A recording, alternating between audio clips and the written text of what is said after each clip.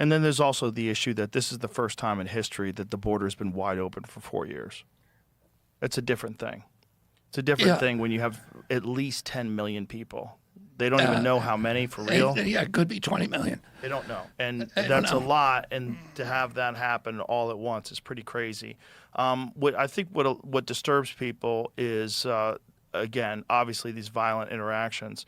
What should disturb them is that these are not organic protests. So these protests are organized and paid for.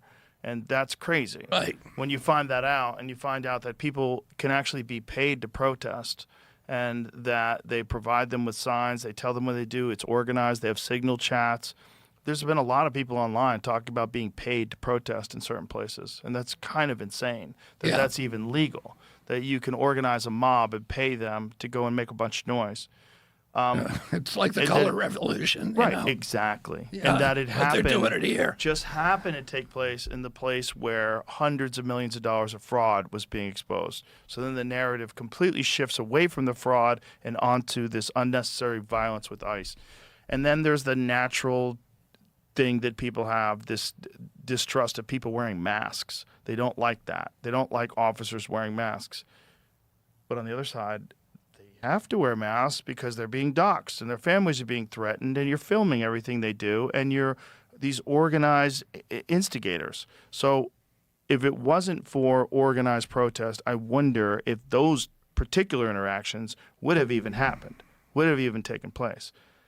And I know you're saying that that they're targeting specific people. They're going after bad people, but also they're showing up at Home Depot and just grabbing people too and trying to find out if someone is a bad guy or a good guy. So there's probably a lot of people that are just people that got duped into coming to this country thinking they're going to be welcomed, and then they come over here and they're trying to get jobs, and now they're getting arrested and deported.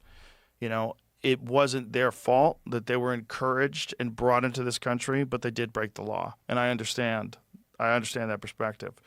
But it's kind of insane that no one is pointing the blame at the fact that they let at least 10 billion people, or 10 million, people into this country over the last 4 years, at least being charitable. It's kind of nuts. And I was down at the border, and, you know, during my presidential campaign, I went down there, and I went down a bunch of times